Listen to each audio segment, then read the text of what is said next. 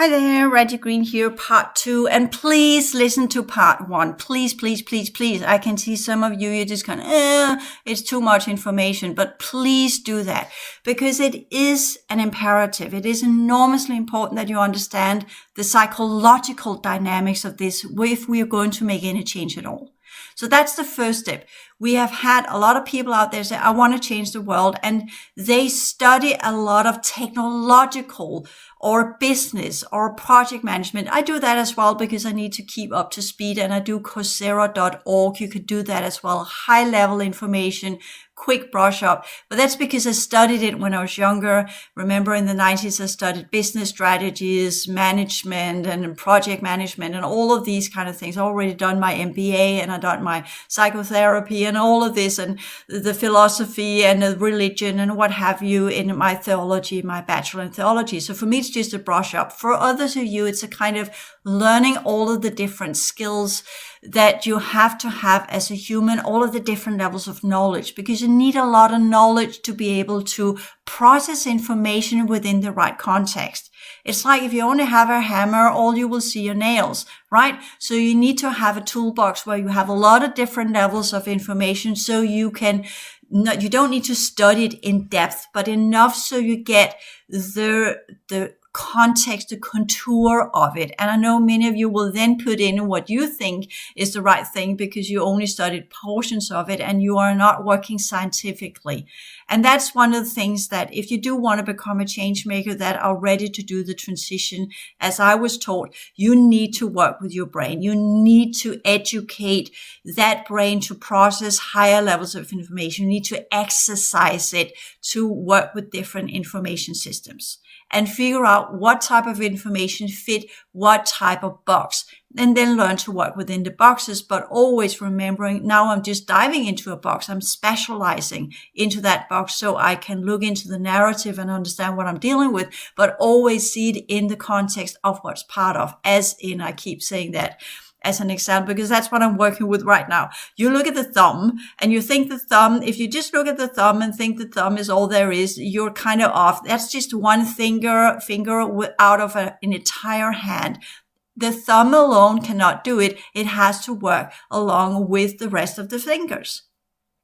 And if it wasn't part of a hand that were attached to the body and the arm, then it wouldn't work at all. A thumb alone on the floor does not change anything. It has to be part of the wholeness. That's part of what we could call a type of organism structure, where if you look in hierarchies or business structures or organizational theory, there are different ideas of how organizations are arranged, the hierarchical one, the flat system, or the one that works as an organism, where you say, yeah, you might have a CEO, but the CEO is nothing if he doesn't have workers or she doesn't have workers, if there are not people on the floor and all of the leaders in between and all of these kind of things. So it's the structure. It all comes down to it. It's a system. So that's why everything works as a system. So therefore you need to understand what's the system made of. And that's the education purpose that you have to have. You need to do different levels where you understand what reality is on different aspects of reality. And the way you begin with this, and that's the original pillar project as well, you begin with yourself. That's the 1-7 pillar where you understand everything you are from the top to the bottom. And I mean all 12 dimensions of what you're made of, just to put it simple. I've talked about that plenty of other places. Then you need to understand the dynamics among others. That's the 2-8 pillar where you really learn to navigate amongst others. And that's why I come in with the psychology, because that's why we are now. We are on that brink where we should have learned to be amongst others. And I've just talked about that in the first podcast again and again and again and again, telling you, you barely have control of yourself. You barely know how to work with your own energy. And if you for a period of time need to isolate yourself as the gurus did, to figure out what you're made of so you can really go inside and figure out, oh, this is what I also am, then you must do that. That's the first step. That's why I sound like some crazy guru that told you to be on your own and not always be in your family dynamics and in all of these patterns of others, because others are distractions if you try to figure out who you are. But once you figure out who you are, then you need others. So this is kind of where we are. The way the program works right now is that don't know who you are, but focus everything on others. So you're an empty shell, but you're always doing what others want you to do. So you kind of see that doesn't really empower you, does it? It just makes your life a leaf in the wind. Whatever comes your way, you respond to it. You're always in a reaction potential. You're always reacting to what others are doing. You're always reacting to something else, right? What's going on out there. And your entire focus is out there. So everybody who's done spiritual teaching systems, everybody who has done the path of soul search. It's not just about searching what the potentials are of your soul. It's actually to reconnect with your soul. It's where's my soul? The soul search is not what are you? It's actually where has it gone to gain what you have lost of all of these higher, beautiful levels of capacities. And that's the first step. And that's also one of the tools we have. We are talking about extraterrestrial communication and extraterrestrial encounters, which many are having, and more will have them in the future, because that's how they are going to get inside. If you don't know what's right and wrong, if you haven't done the social rules of engagement education that goes with these encounters and these different races, and who are they, what are they, and if you don't know how to interpret what they actually are, you're going to get your fingers burned, and you're going to have some pretty tough learning curve there, because you are going to really be rolled over, run over and rolled over, because they have only one thing in mind, and that is that once all of the older types of extraterrestrials that have been here are leaving, and they are extraterrestrials, they are from other planetary systems, they have come here, they don't belong here. Once they are gone, they colonize this system and they pull out. Others will come in, because that's the law of energy and consciousness. That's the law of energetic and genetic affinity, and we will change. And that's been the long plot of these different groups that have come here to make sure that the future humans that came back to try and avoid that from happening, that they would not succeed. And they didn't. So they have won that part of their journey. And now they are beginning the next step of their very, very long-term planning. So that's one of the things we need to understand. And the way to understand that is similarly as we have learned to understand who and what we are in the progression work and the timeline work and work with the chiasm, the change of our fields and what is actually there and what's been done and the history and the galactic history and all these kind of things. How am I going to study all of that? Well, you see, if you really get to the point where you can activate that level and clear it enough out, you will actually get it as huge zip files that will unfold what you need to know in glimpses of enormously compact information systems. And that's why your neural network needs to be able to work not just within that one little sector of the brain that is resource allocating and by that shutting down all other areas of the brain, but no, you need to ignite the entire fucking network, perceive it with the higher order 5 senses on all levels of your neural network. And you need to teach your brain that that is okay. You're not going to die by it. They're using all of that energy, and actually figure out a way to teach your brain and exercise your brain so it can do it, so it can learn to resource allocate, shut down the frequency network, and then just expand in and enjoy being in the density holographic realities where it will learn to process information as zip codes, complex holographic information systems. And it will be so easy. That's why I'm sometimes, when I'm up there and I'm connecting to all of that, because it happens as I talk simultaneously. Then when I'm trying to go down to the frequency network, it's completely shut down. And that's where I forget what different cities are called, or sometimes I have a little bit of mix up of words, and I think I say one thing and then something else comes out of my mouth. And that's because my brain is working on different network settings, and sometimes shifting between these programs are difficult. And that is what you sometimes hear when I confabulate and sometimes mix things together that were not supposed to be mixed together, or have difficulty in remembering concepts that are human constructions, because everything is a human construction, and this is as well.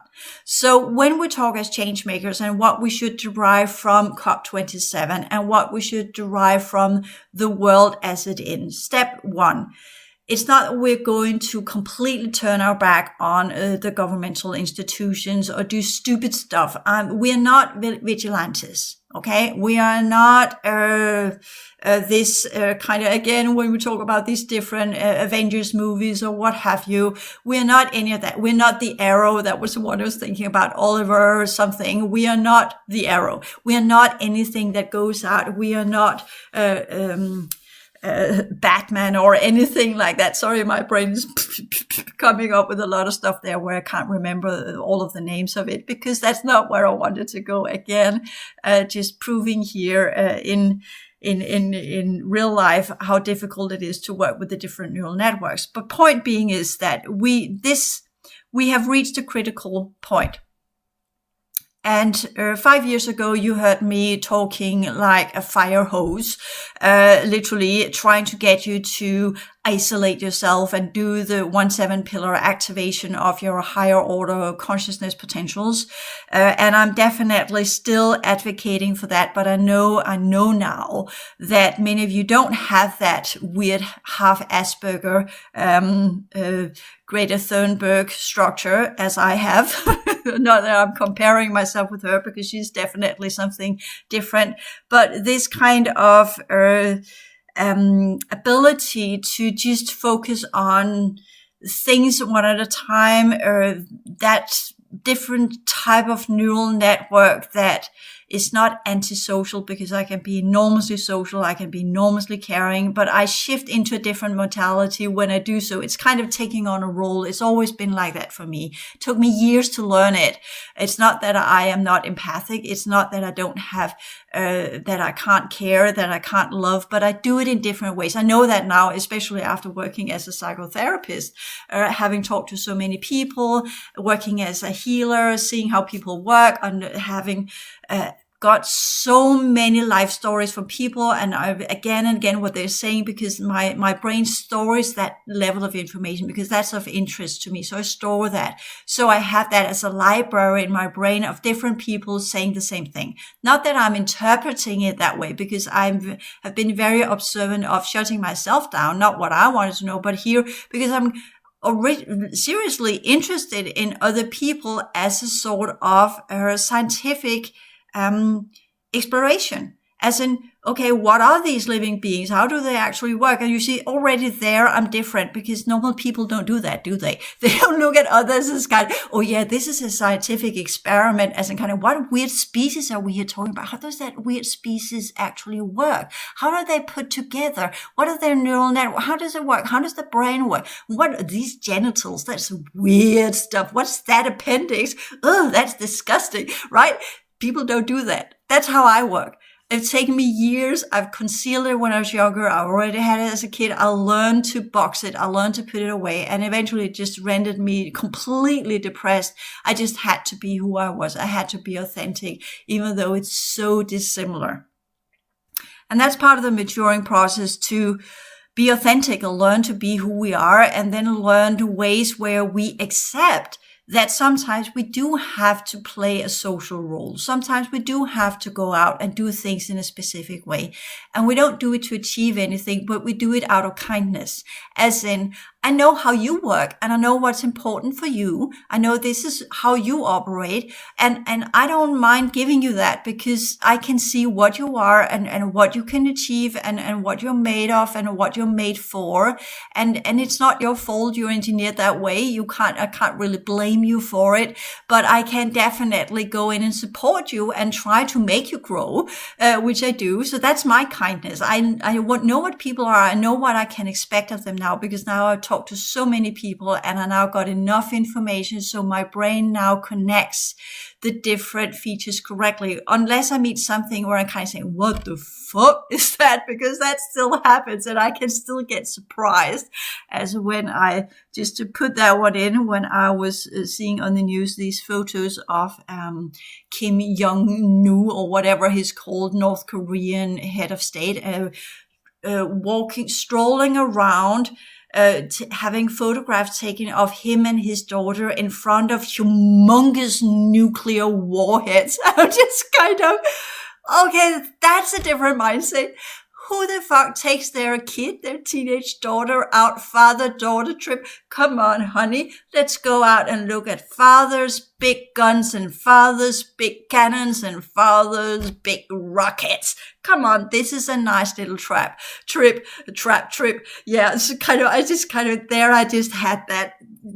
Literally, my brain was just, that is not a social norm I had any language for or any program for. It was just crashing. My computer was just like, sorry about that. And then whatever's behind there came in and told me to butt off. And then I that makes sense. Okay. Yeah. You're that species. Okay. Yeah. Okay. Yeah. Okay. Yeah. All right. Okay. I get it. Okay. So then I got the social structure, but within the human network and social structures of the collective, not so much. Didn't have the program for that one. So it still happens. We're going to get more of that. That's part of the maturing process, to actually see what's behind and not try to interpret within the base program, because that is falling apart. So that's part of being a change maker too. So we understand, I can't expect you to do the way I'm doing things. Of course not, because you're you and I'm me, and we do things in different ways, and it should be so. We should have the diversity. We should have the different approaches. But when we're talking about the timelines that we're heading into, and those of us who are aiming to go into the 5th cycle, you are part of that group which neural network works in a different way. But you are also part of that group that has a lot of learning to amplify and awaken that neural network in the correct manner. We are the ones that are now awakening. We are a different bunch. We are not awakening within spiritual concepts. We are not awakening within conspiracy, because we kind of looked at that and said, yeah, not going to go down that rabbit hole, because that does not lead well. We have seen how they have risen and how they have fallen, all of that group. The spirituals, the new agers, risen and fallen, they have a little bit of heyday again with the new crystals, and how it comes in waves as these old type of, I just made chakra teachings on the C Forum YouTube channel where I talk about this. That group has pulled out now, so that the foundation of New Age has begun to collapse now. It will take a little bit of time, and they'll be taken over by some of the parallel universal matrix races that will come in and take these thought forms and these teaching systems, as they have done with so many thing else. They will then create holographic overlays. They will change it, and they will become the representatives of that, as I also talk on the C Forum YouTube channel, where I have this Enki imposter that actually is one from Orion. It's not Enki at all, but comes in and pretends to be it. And people are just swallowing it up, as I saw it again. Michael Sala is working with some of these new groups that are coming in, and he is, of course, interpreting it within his paradigm and his understanding. I'm not saying he's wrong or anything, because I might as well be wrong, but I'm seeing it differently. And I would say that there are a lot of stuff that, as I see it, is that the groups that are coming in now, they are using our stories. They are using the existing systems.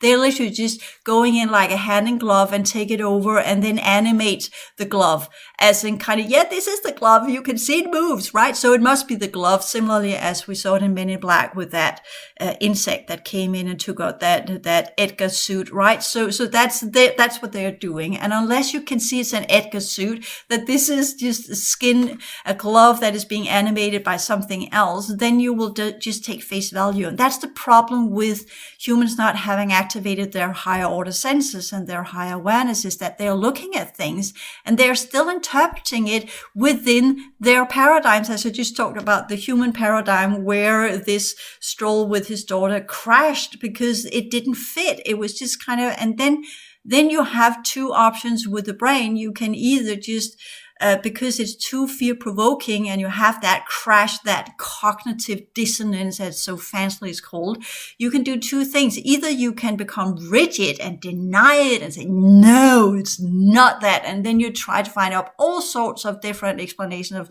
to keep your worldview intact.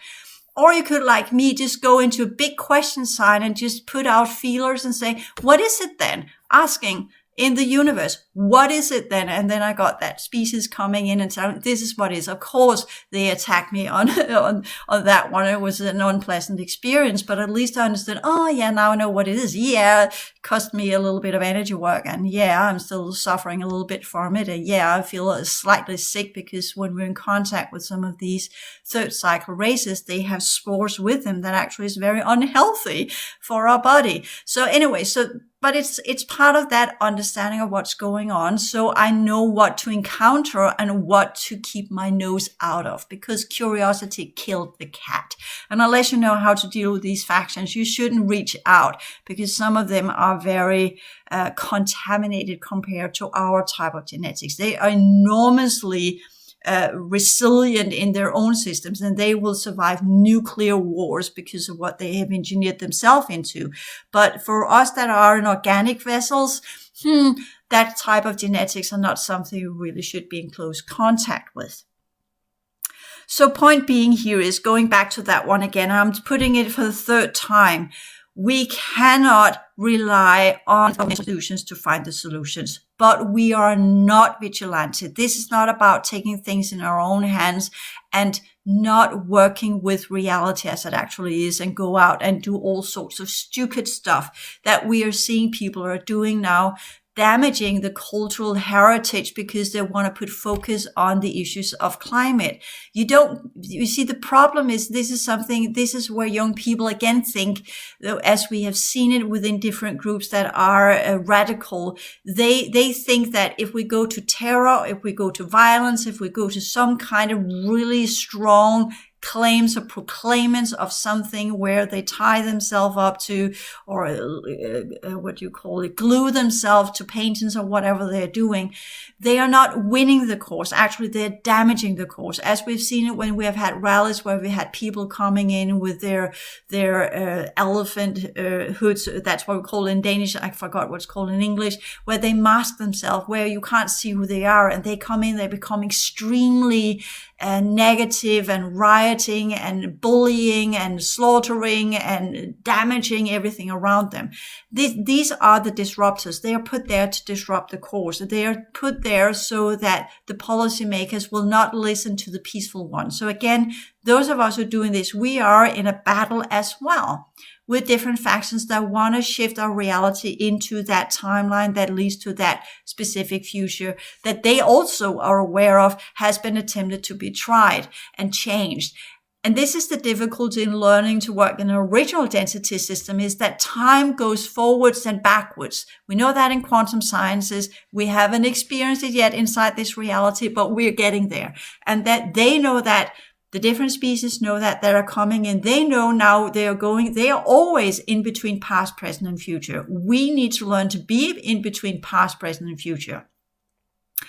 And the way we have dealt with it is kind of, history, right? We study history. It's kind of an archaic, dead type of study that doesn't mean anything. But when we study as part of the original holographic energies, time moves forwards and backwards. That means your perception, because time is nothing but perception of energy in space. So if you perceive energy in space, you can perceive it backwards or you can perceive it forwards. That's the work with the chiasm. That's why I put you into this whole chiasm, learn to work with your own timelines and clear them up, because then you will remove what is of your energy system stuck in worn out timelines and transfer it into the current timeline, so you then can become agile and awake and changeable and receptible with enough amount of energy so you can do that in the current form, because this is all about transforming the current form, because it's not built to hold this energy. So you need to change it to build this energy. So that's part of that educational journey I've taken you through in the progression work, where the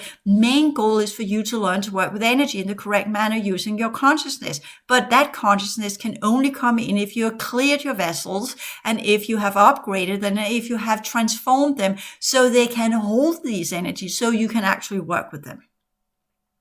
So these species are always operating in past, present, and future. They stand in the nodal point of the holographic network, and they can expand their perception sphere, as I can as well, in all directions, where they can see things from all different angles. Yes, I still have blind spots because I work through this weird gel blood infused gel fatty tissue thing we call a brain. They don't. They have a completely different, many of them actually has artificial networks, not AI, but it is a type of augmented neural network that works in a different manner. And they can travel through the different holographic networks. And they are also at the same time being present. They can go back in earlier versions of themselves by shifting, transferring their consciousness state into an earlier version of themselves, operate there because time in the holographic worlds doesn't exist. So there isn't any past. There are previous versions of who we were, but they are still as actively in play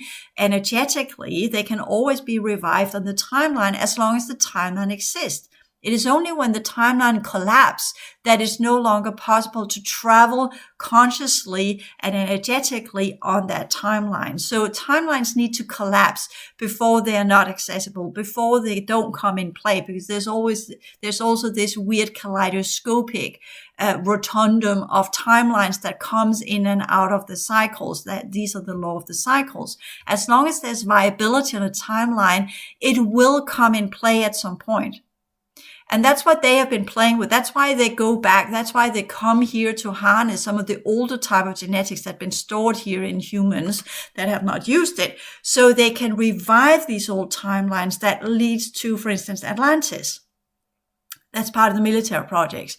Or activates other types of genetics that aligns with some of the older versions of the Dracos. And that's part of the Enki, Anunnaki awakening that's going on in my perception and my perspective of what Michael Sala is talking about right now. Try to listen to some of that with these glasses on. Of what I've said to you here is that they want to activate some of the older super soldier programs. They want to activate the older version of Adam, which is the original slave body, but under the Anu experiments, that version of it changed into the version that Inanna came in play with, and we call her that. Her name is different, of course. She's something entirely else. Well, let's just call her that because these are the names we know them under inside this system. And there are still some of these old imprints and older levels of reality field. But to be able to activate that type of gene code, they need to activate that older version of males because it is all oriented towards males. And then they will be able to go through there, harness certain groups of genetics, don't care about the humans that will fall under it, and then transfer these into some of their types of vessels that they have in storage because they are in these weird cube incubators, pods, call it whatever you want, insert it there, and then they can download a specific type of energy system that will then allow that type of group of humans that are the earlier versions of what we call, what led to become the falling angelics, but before they fell because they were consumed by the third cycle energies, will allow them to operate in the fourth cycle, because that's part of the assassination that happened of Heliel last year. So they took away the prototype that had engineered and fueled the falling angelics. So they took away the root of the specimen that carried the original gene sequence of the falling angelics, made that fall apart, and now they're coming in with a different one where they will then revive some of the falling angelics that are predominantly amongst the male population. Just put it in so you kind of understand that's a different strategy. And these are sciences we don't know of because we don't understand how they operate, what they are capable of, transferring energy systems, breaking down gene codes, reviving old types of gene codes, activating that, creating new type of super soldiers. And it's not for humanity. Any of it is not pro-human. What's going on right now is that they're coming in, they are not colonizing, preserving what's there. That's what colonizers do. They always leave the original population to do their work while they're colonizing and putting themselves in controlling, elitist positions. No, the groups that are coming in now have no place to live. So they are coming in, they are not colonizing, they are completely overtaking. So that's something we need to understand. And that's part of that timeline that we're trying to be avoided. But we're now in the middle of it, and me here putting focus on is, of course, also amplifying it. But when we are, that's the same as when we talk about climate crisis. If we deny it, we are not doing what we need to do. And someone told me, oh, you're always so negative. You always look at things from the dark side. You just need to be more positive, look things from the light side. And I just kept thinking about, okay, let's do a Harry Potter analogy. Yeah, if Harry Potter had sat in meditation of love and light and just focused on the positive things, would Voldemort have disappeared? Would the followers of Voldemort not do their cunning shenanigans? Just saying. Of course not. Because just because you change yourself into love and light, if you're really good at it, you can vibrate up to a different level of reality where you don't perceive these things. And that's the trick with that one. But it doesn't take away what's going on amongst the mugglers, does it? It doesn't take away that the mugglers are sitting prey and whoever is there will then go in and consume. You see, we already got the manuscript played out there in the Harry Potter movies, right? It's not that it's going to happen like that, but that's what happened in Atlantis. This is a replay. We've had it so many times. So that's also why I'm just saying, yeah, we're just having it happening again. It's happening again and it's happening again. And every time, because I'm not going to point fingers at the mugglers and say, oh, you're the one to blame. But every time, because there are the ones that think that they can just sit in light meditation and then all of that evil will go away. No, there are always ones that want to support that. They're always the ones that make that happen. And the only way, then you can say, well, then we have that huge group that will have use of all of this as we saw it in Harry Potter, but that didn't work either, right? They were educating specific lineages to do specific type of work. And they ended up in that great battle, and the casualties were enormous. Enormous. And did it change anything? Probably not. You can still have that. Yes, you won the battle, but you have lost the war. And that's where we are. We have not won the war yet. We still have all of these groups around us. And on the contrary, they are growing in numbers. So we might have got that little bit of, when you win a battle, you have time to regroup. You have time to gain power and gain strength, and you kind of can breathe a little bit. And that's where we are. And in spite of everything that's going on around us, those are the change makers. We need to have that mindset where we understand, yes, we won this one. Now we push the enemy a little bit back. But we know they will come back. So we can't just sit on the rosy leaves, the leaves of roses, and think that if we just now all meditate in love and light, that they will not be able to come in. Because that's not how energetic and genetic affinity works. Yes, if you've completely purified your energy system entirely, so it is all light with the correct coding on all levels of your energy system, then it does. But then you're not here anymore. Then you will be lifted into a different type of reality. You will cease to exist here. So as long as we are here, there are certain rules about what we can do and what we cannot do. And that's part of being a change maker, to realize that, not going into a frenzy, not going into a complete panic attack and or whatever's going on, but logically, rationally, maturingly understand what we are up against. You need to learn to strategize. You need to learn to assess, and you need to learn to how to make the correct choices for that moment, because tomorrow will be another day and you will have to make other choices tomorrow, because then tomorrow the energies are different, because then it's another day and another gate has opened and something else has come in. So being a change maker means to be ready for the day, whatever comes your way. And that goes with the Gospels as well. You never know the hour, you never know the day when the second coming is coming. So you have to be like like a thief in the night, or preventing, always knowing the thief can come in the night. That's the other option that will come, whatever you're going to say. And there's no rest for the wicked. You have had it. It's all there. But people, especially if they are living in what we call comfortable lives, as we're doing it here in Denmark, we're just doing our everyday, and what becomes most important is our garden, or that delicious dish that we have eaten, or whatever. And that's one of the things that kind of drove me crazy when I was still out there in the base program and going to work and talking to people. And that was the conversation around the dinner table. What did you have for dinner last night? And I was just kind of, come on, the world's falling apart. And you're talking about what you ate last night. And you can say, well, that's okay if you kind of take a break. And you are then, if you are like, if we're in the movie Terminator and we're constantly fighting AI, yeah, then if we take a break, then we can talk about, well, in that future, probably not talk about dinner time, because what did you eat last night? Yeah, I got that can from down the corner full of some rotten food. Probably not the conversation. Well, it could be a conversation, but not one of pleasure as a kind of, oh, there, that sounds delicious. Could I get that recipe? Yeah. Oh, stem cell meat. Could I get that recipe, please? Sorry, I'm just spinning off. It's hilarious.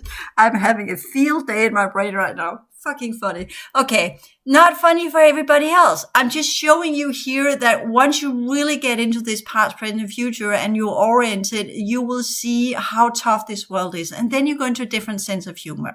Just putting that in context as well. It's not because I have lost all empathic sensibility, but you just, when you are in extreme environments, and I know those of you who've been soldiers in Iran and Iraq and wherever, you know that when at certain point you just begin to create humor about things that are extreme, because that's a survival mechanism. That's the way you get through it, where you see it's not fun. It's not funny at all. And other people say, how can you laugh about that? But and I got that teaching, that story as well, when I was a young girl and I was still into this whole boyfriend kind of thing. And I had a very, very cute guy who was really nice and very caring, but he was driving an ambulances, or what do you call it? These Red Cross cars. It is an ambulance, right? Yes, he was driving that, and he invited me over, and some of his friends were there from workplace, some of his colleagues.